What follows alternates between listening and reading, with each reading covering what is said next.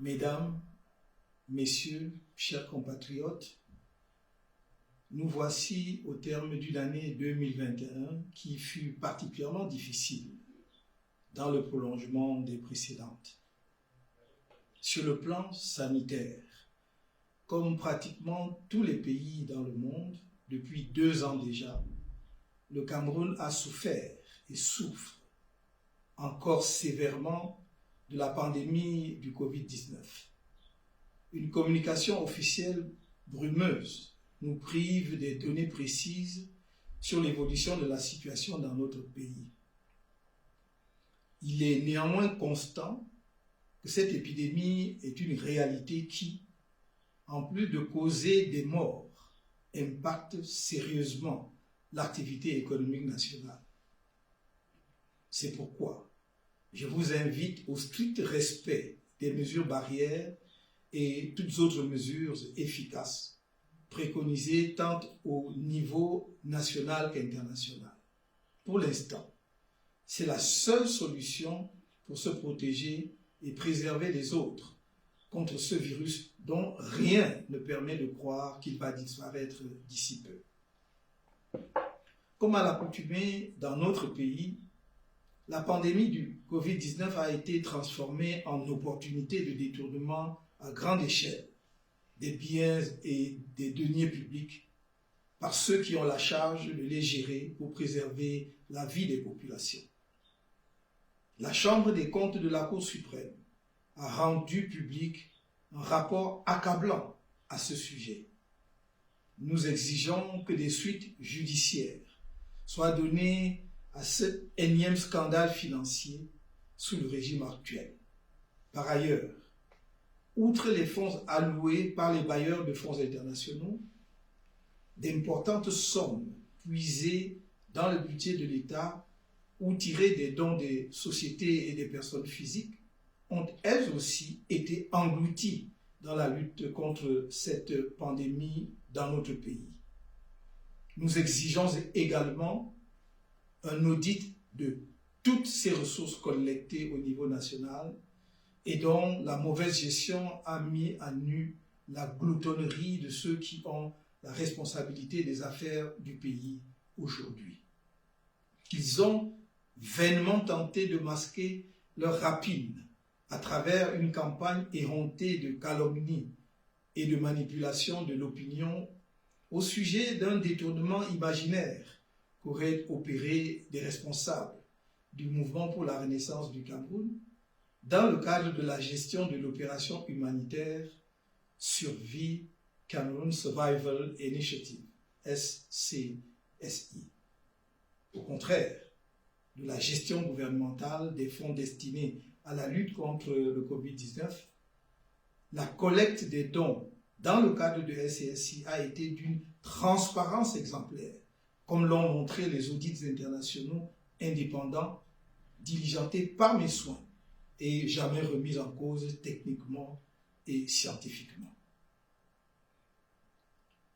La situation sécuritaire du pays demeure un grave sujet de préoccupation. En effet, alors que M. Paul Biya avait hérité d'un pays uni, rassemblé, stable et totalement sécurisé, aussi bien à ses frontières qu'à l'intérieur du territoire national, il laissera en héritage un pays désuni, divisé par la haine ethnique, déchiré par des conflits armés, en particulier dans les régions anglophones du nord-ouest et du sud-ouest et dans la région de l'extrême nord. Par ailleurs, les incursions des rebelles centrafricains dans la région de l'Est, des enlèvements avec paiement de rançon qui se banalisent notamment dans les régions de l'Adamawa et du Nord et qui font une percée dans les grandes villes, constituent autant de défis sécuritaires. S'agissant plus particulièrement de la guerre civile en cours dans les 2 régions anglophones, elle constitue une honte nationale pour notre pays. Son bilan militaire, humanitaire, économique et social est désastreux. Rien ne justifiait cette guerre au moment de son déclenchement. Rien ne la justifie près de 5 ans après.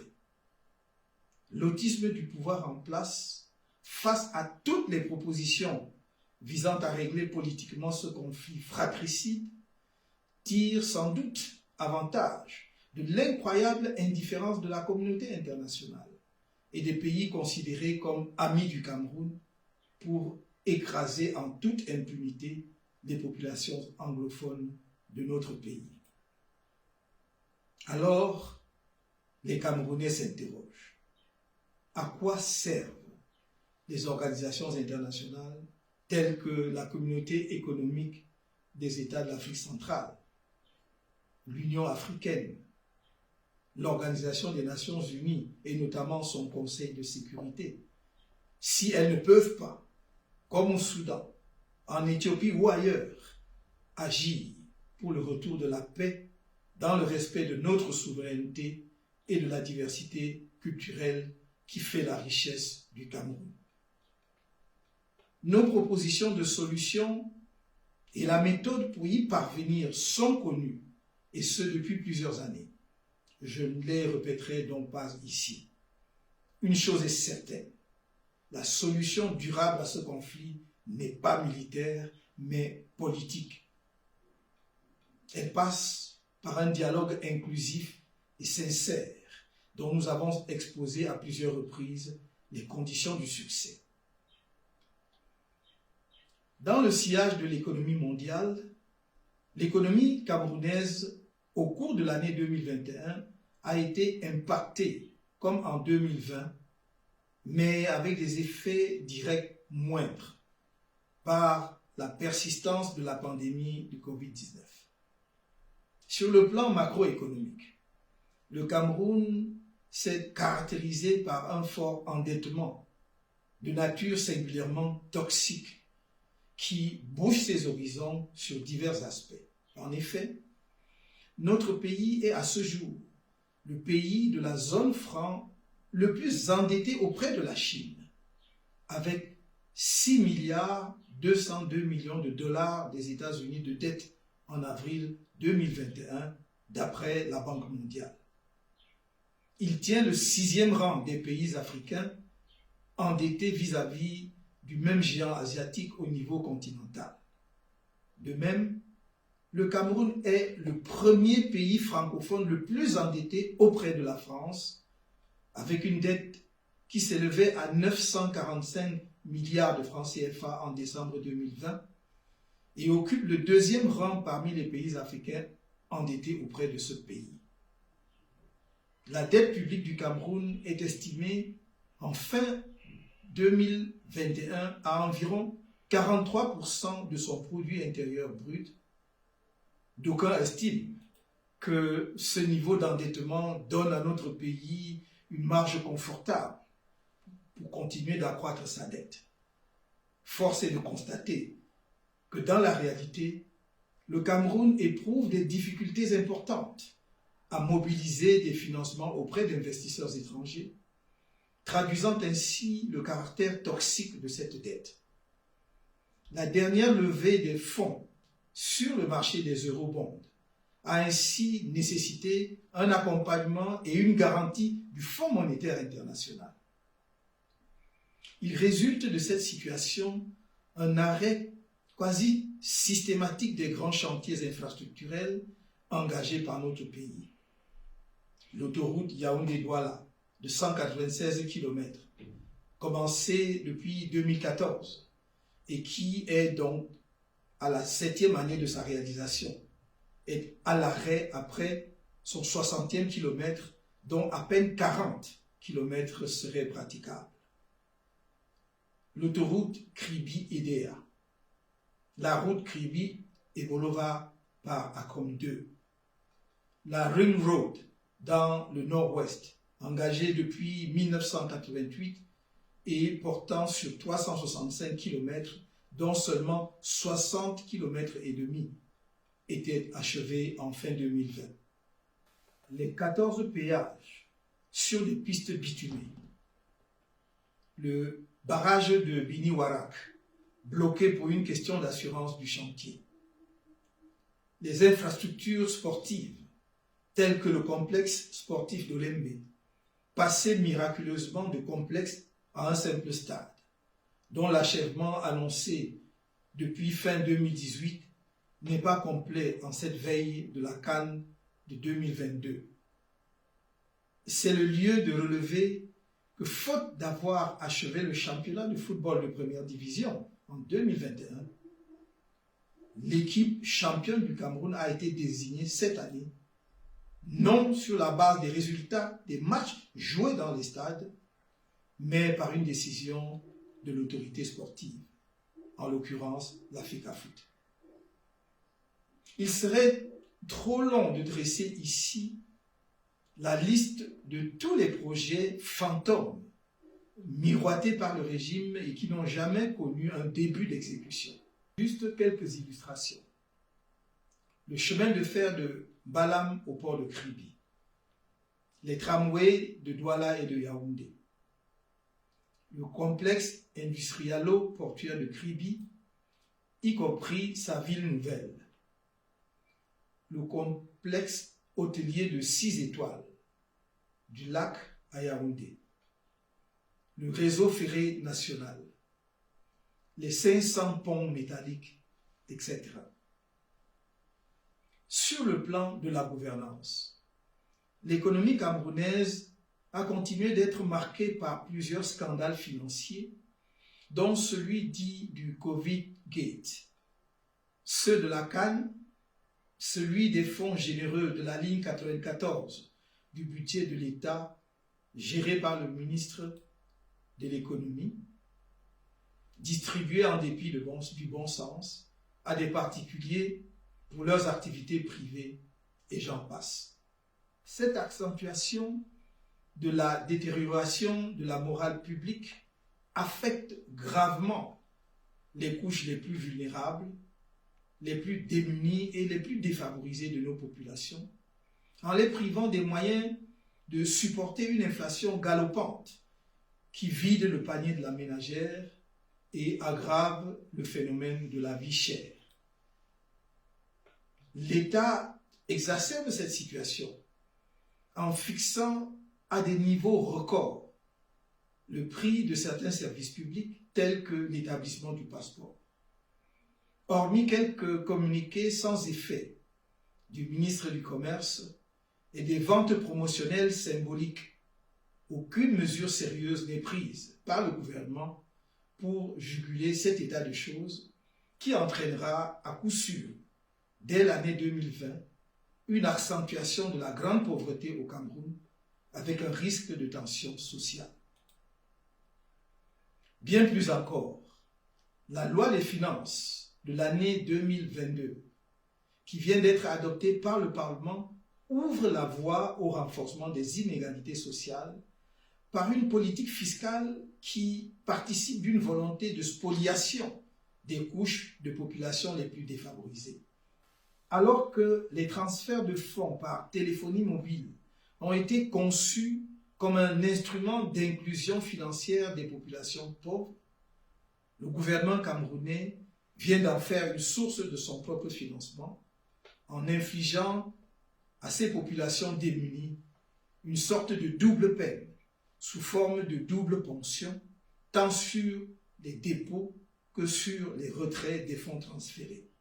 De même, la prétention de taxer les associations à but non lucratif et les tontines met en exergue à la fois les difficultés qu'éprouve le gouvernement à trouver des financements pour son fonctionnement et sa volonté manifeste d'appauvrir davantage les populations pauvres. La nécessité d'un élargissement de l'assiette fiscale dans notre pays ne saurait passer par la condamnation à la mort économique des plus pauvres. Une politique orientée vers le développement industriel, avec des facilités à la création et l'implantation des unités industrielles et moins de corruption, ainsi que des services à forte valeur ajoutée dans notre pays, aurait permis à l'État d'engranger des ressources financières conséquentes, lui permettant de couvrir l'essentiel de ses besoins. Camerounaises, Camerounais, 2021 est une nouvelle année au cours de laquelle vous avez à peine entrevu le président en fonction, M. Paul Biya. Le 3 avril 2020, alors que les Camerounais étaient sans aucune nouvelle de lui, plus d'un mois après le début de la pandémie du Covid-19 dans notre pays, j'avais saisi le président de l'Assemblée nationale ès-qualité d'une requête aux fins de constater la vacance au sommet de l'État. Dans une manipulation dont le régime est coutumier, on m'avait prêté d'avoir annoncé la mort de M. Paul Biya. Il s'ensuivit une vaste campagne nationale et même diplomatique sur cette allégation mensongère. Plus d'un an après cette saisine, ma requête qui, déjà à l'époque, était tout à fait fondée et parfaitement républicaine, a gagné en pertinence. En effet, où est donc passé le président de la République en fonction? Est-il au courant que le pays va mal? Certains répondront qu'au cours de l'année qui s'achève, ils l'ont vu prendre l'avion pour se rendre à Genève ou pour en revenir. D'autres qu'ils l'ont vu dire quelques mots lors d'une visioconférence à partir d'on ne sait où. D'autres enfin qu'ils l'ont aperçu pendant quelques minutes avec des représentants d'organisations internationales en charge du football ou à l'occasion de l'anniversaire de son parti ou de son épouse. Voilà en tout et pour tout. Peut-on, dans un pays où il y a tant de défis, d'urgences économiques et sociales, de tensions politiques, et où il y a une guerre civile désastreuse, compliquée de foyers d'insécurité et d'affrontements intercommunautaires, raisonnablement se contenter des signes sporadiques de la présence effective de celui qui assume les fonctions de président de la République? Évidemment, non. Cette absence non expliquée est la preuve d'une défaillance qui impacte grandement la vie de la nation. Le dernier Conseil des ministres s'est tenu le 15 mars 2018. Comme de coutume, il n'avait duré que quelques minutes. Le précédent Conseil des ministres remontait au 15 octobre 2015. Ailleurs, faut-il le rappeler, là où le pays est effectivement gouverné, le Conseil des ministres se tient chaque semaine. Ces conseils des ministres ne peuvent être remplacés par la réunion mensuelle des membres du gouvernement autour du Premier ministre sous la forme de conseils de gouvernement, car ceux-ci sont dépourvus du pouvoir d'orientation politique et de décision dont dispose le Conseil des ministres présidé par un chef de l'État. Pour la première fois depuis l'accession de notre pays à l'indépendance, on n'aura pas joué la Coupe du Cameroun en 2021. A-t-on besoin d'épiloguer pour démontrer l'incapacité du président de la République en fonction à s'acquitter de ses responsabilités en permanence? Rien, même pas les milliers de victimes de la guerre civile dans les régions anglophones, qu'il s'agisse des éléments des forces de défense et de sécurité, des populations civiles ou des rebelles, n'ont suffi à le faire sortir de sa réclusion pour assurer la charge qu'il s'est imposée lui-même à la tête de l'État. Ainsi, le chef des armées n'est pas aux côtés de ses propres troupes, n'a jamais rendu visite à des soldats blessés, ne préside pas aux cérémonies d'hommage rendues aux militaires morts au front. Le chef de l'exécutif, devenu invisible, se borne à donner de très hautes instructions, transmises par le secrétaire général de la présidence de la République, directement à des ministres supposés être placés sous l'autorité du Premier ministre, chef du gouvernement. Et les Camerounais se demandent à quoi sert un Premier ministre aussi transparent, qui peut être désavoué à tout moment et impunément par le secrétaire général de la présidence de la République, voire par des ministres. Les Camerounais mesurent plus que jamais la portée du fameux décret du 5 février 2019 accordant délégation permanente de signature à l'actuel secrétaire général de la présidence de la République.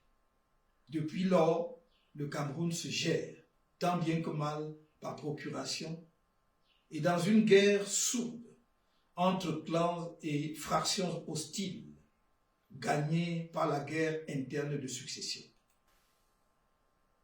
Combien de temps cette situation peut-elle encore durer? Je respecte le grand âge de M. Paul Biya et suis sensible à la possible fragilité de sa santé liée à cet état. Cependant, je ne puis comprendre ni accepter qu'il hypothèque l'avenir de millions de Camerounais du fait de cette situation. Il serait humainement raisonnable et politiquement correct qu'il en tire les conséquences qui s'imposent. Ceux qui l'idolâtrent et font semblant de croire qu'il est éternel et irremplaçable ne rendent service ni à lui-même ni à notre pays. Il est temps pour eux de réaliser qu'il est un être mortel, qu'il a donné ce qu'il pouvait et qu'il n'a plus rien à offrir au Cameroun. C'est la condition humaine qui le veut ainsi. La condition humaine avec les limites qu'elle nous impose à nous tous. Il est plus que temps de préserver la dignité de ce patriarche ainsi que l'avenir de notre pays.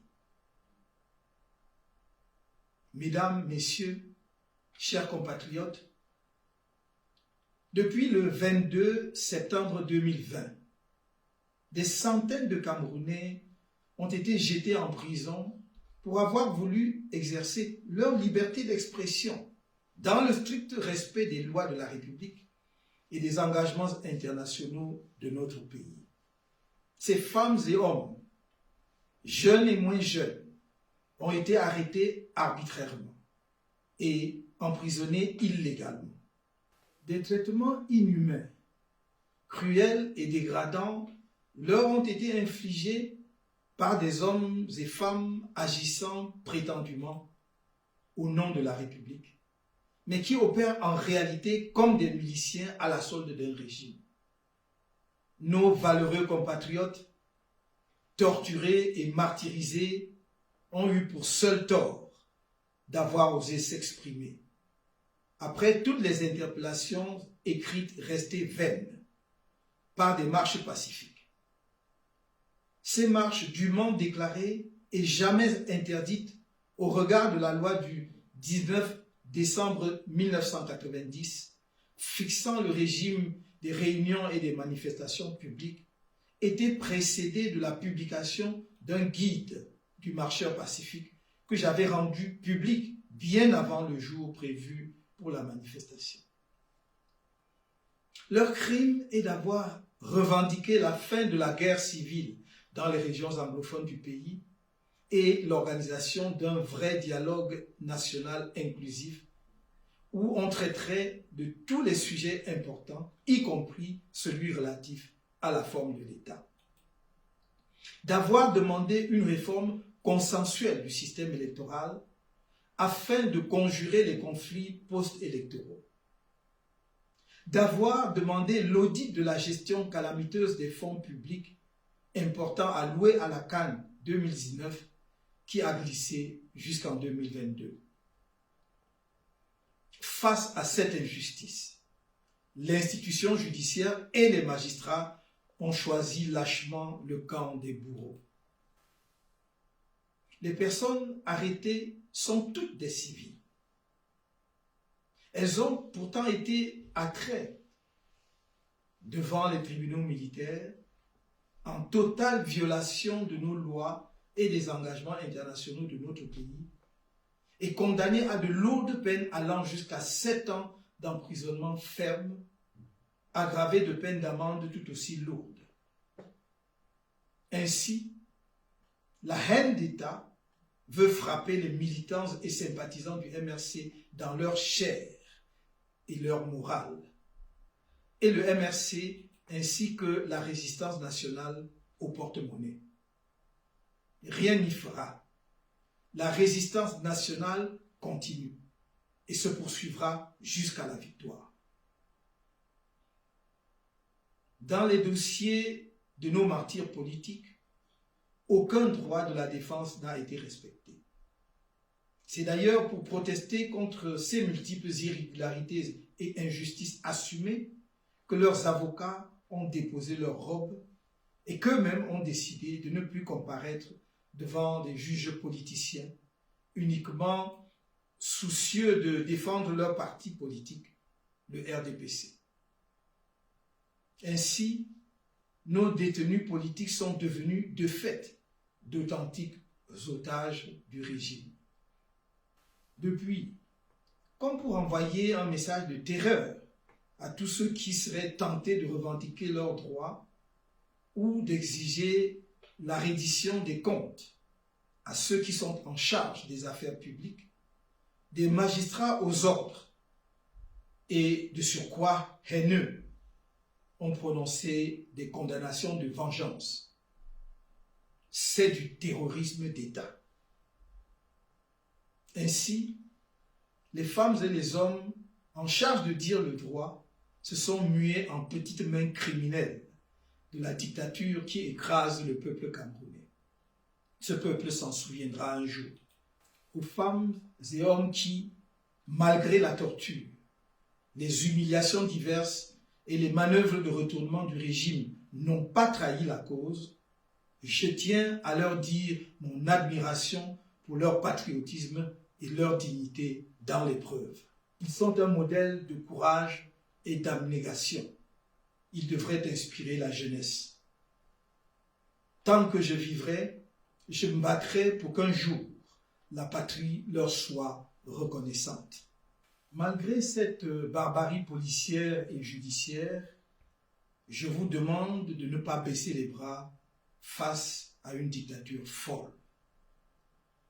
Je saisis cette occasion pour remercier les partis politiques et les organisations de la société civile, la presse nationale et internationale, les personnalités nationales et étrangères, ainsi que les Camerounais de diverses régions du pays et de la diaspora, pour leur condamnation sans réserve et leur message de soutien à la suite de la barbarie policière et judiciaire infligée aux militants et sympathisants du mouvement pour la renaissance du Cameroun par le régime pyromane en place au Cameroun. Dès 2022, notre pays entrera dans une nouvelle phase de son histoire. Une étape grosse d'incertitude au regard de la guerre des factions déjà en cours au sein de l'appareil d'État et la tentation du pire qui semble animer certaines d'entre elles. Nous amorçons un tournant décisif.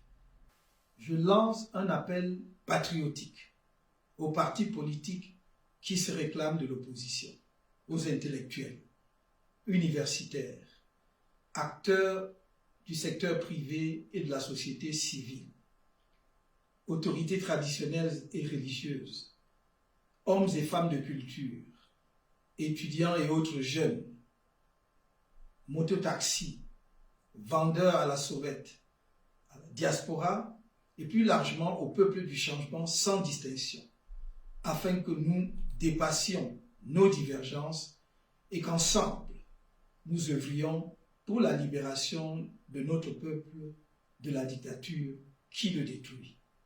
J'appelle à l'union sacrée des forces du changement dans laquelle le MRC est prêt à apporter pleinement sa contribution.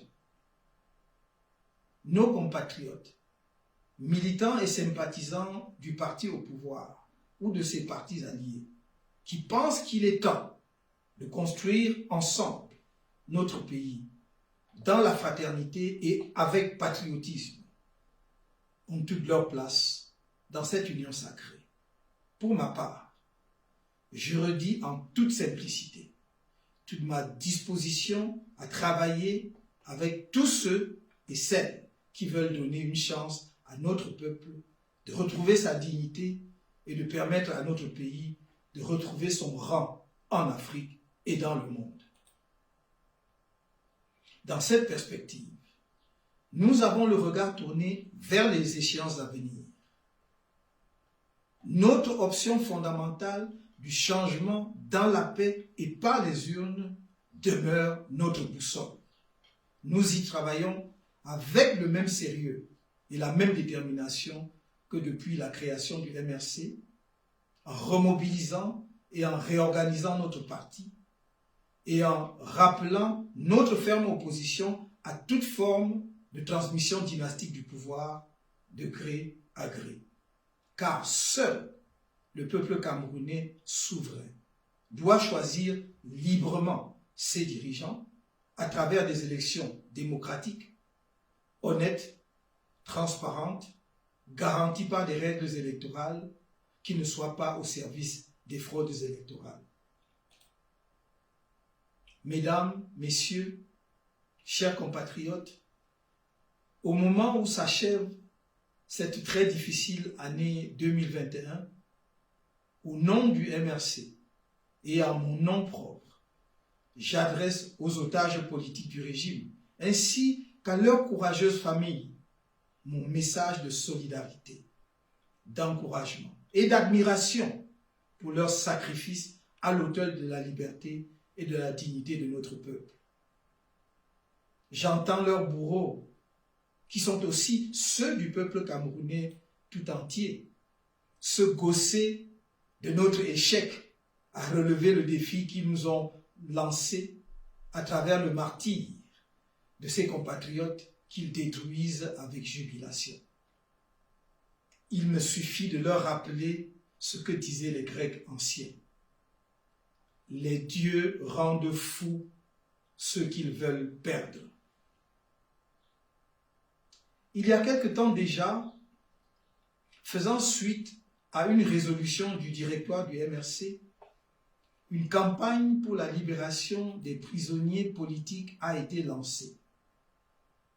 Au regard des récentes condamnations extrajudiciaires dans le cadre de procès politiques iniques, j'invite les Camerounais à s'approprier cette campagne et à prendre toute leur place dans sa mise en œuvre. Par ailleurs, le MRC et la Résistance nationale ont entendu les nombreux messages et déclarations publiques des partis politiques, d'organisations de la société civile et de personnalités camerounaises en faveur de la défense et de la sauvegarde des droits civils et politiques indispensables pour une société démocratique. Le MRC entend examiner de quelle manière donner une suite efficace et, autant que faire se peut, concertée à ces exhortations citoyennes et républicaines. Je sais pouvoir compter sur chacun de vous pour distinguer entre le temps du plaisir et de la distraction et celui de l'engagement pour la libération. À chacun d'entre vous, sans distinction aucune, j'adresse mes vœux les meilleurs pour les fêtes de fin d'année. Heureuse année 2022. Que Dieu bénisse le Cameroun.